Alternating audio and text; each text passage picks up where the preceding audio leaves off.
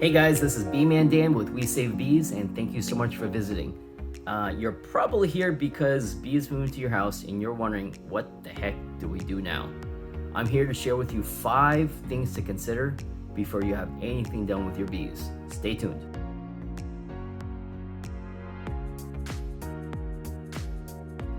Number 1, bees can always be rescued. It doesn't matter what they're in, what they're on, how long they've been there, they can always be rescued. And anyone who tells you otherwise is full of poop. Don't believe them, it's not true. I've done over 4,000 live removals, all by hand, so I know it's definitely possible. You basically need to find someone who's either smart enough or good looking enough. Just kidding, you just need to find someone who's determined enough to want to save the bees.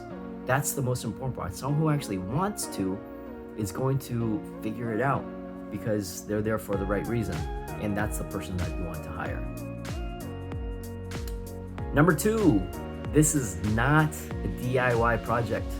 Anyone who knows me knows I'm really big into DIY and doing yourself type of stuff. I enjoy tinkering, I love playing with stuff. The bees is not the time for that. I've been doing this for a while, and even with my seasoned team, there's a lot of things that can go like haywire fast, and someone who doesn't really understand the bee behavior jumping into something, they can get over the head really quickly, and the situation can turn dire. There's a reason why our insurance classifies us under the category of working with animals that could kill you. That's all you kind of need to know about that. Number 3, so the third thing is that there's this misconception that bees are all Africanized. All feral bees are Africanized and they deserve to die. And that if you don't kill them, you're an irresponsible human being. I kid you, these aren't our words. These are words from our clients that have told us what other people have told them. And they're like, is that true? And my word is yes and no. So the truth is they're hybridized.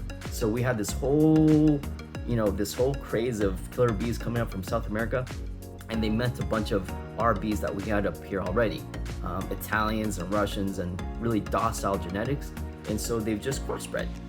Now you have pockets of not so happy bees, and you have the vast majority of them are great to work with. I've been working exclusively with feral bees, wild bees, for the last 15 years, and they're fine. If you know what you're doing, you know what to look for, you know how to handle them, then they're good. Just like animals and creatures, you have different temperaments, you have different personalities, and if you know how to speak the language, they're good. But if you don't, and you're kind of a butthole with murderous intent going into a situation, trying to work with an animal that knows you're gonna try to kill him, I don't think they like that too much, and I wouldn't, and I'm sure you wouldn't either. So consider that as well. Number 4, so there's this belief system that live bee removals are more expensive than extermination. Therefore, you should go with extermination. Hogwash. We have to consider the context of that comment. So a typical live bee removal, let's say inside of an irrigation box, you have bees moved to this box. And so your beekeeper has to come out, open that box up, remove the physical comb, transfer those bees and the honeycomb into another box. And then from there, they either take them home and take care of them, or they find a beekeeper or a farmer to take them in. That's a lot of work. That's not just an hour or 2 hours, that's like 3-4 hours worth of work when you consider everything. And compare that to an exterminator, your budget exterminator, $150, gonna come out and just spray and walk away. 15 minutes worth of work. That includes all the paperwork, collecting money, and all the fun stuff. That's fixing the hair and stretching out before they do work. So that's not really an apples to apples comparison. It's not really an apples to oranges comparison. It's more of comparing a watermelon to a grape. Catch my drift? Number 5. So I hate to even say this, and I hate to even make this a point, but not all live bee removal companies are created equally. Years ago, we had colony collapse disorder, and then we had the bee movie come out, and that was great exposure for the bees. But it really highlighted the dire situation that the bees are in.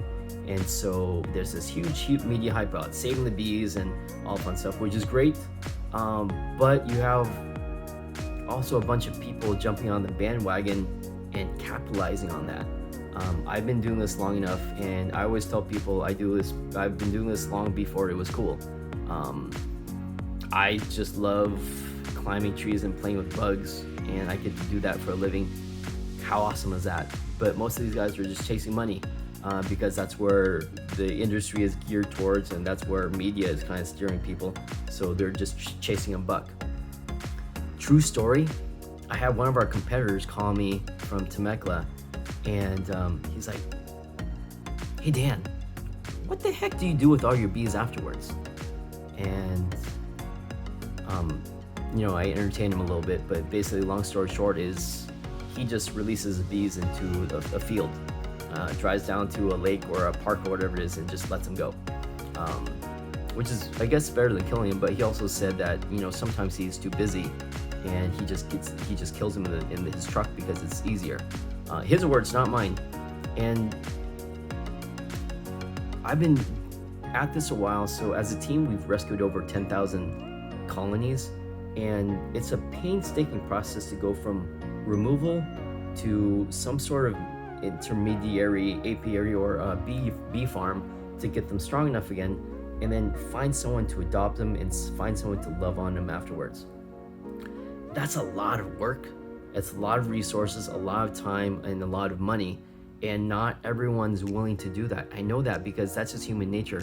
You have to think lowest common denominator, and that's very true in the case of bees and just anyone who's working in any industry, not just ours specifically. But people aren't willing to do what's right.